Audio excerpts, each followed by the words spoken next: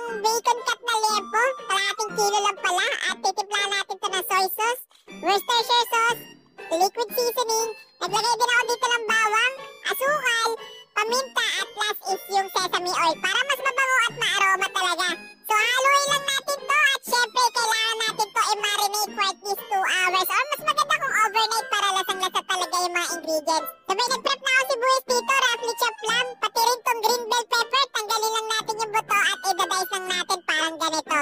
After nyan, pwede na natin lutuin yung karne na na-marinate kanina. Syempre, di na natin lalagyan ng mantika yan. Magtutubig na talaga kusa yan at magmamantika pa nga.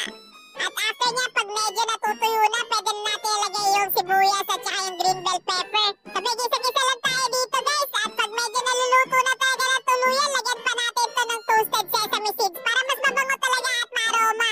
At pwede na natin to i-serve. Eto na yung pang malupit ako talagang pork bulgogi na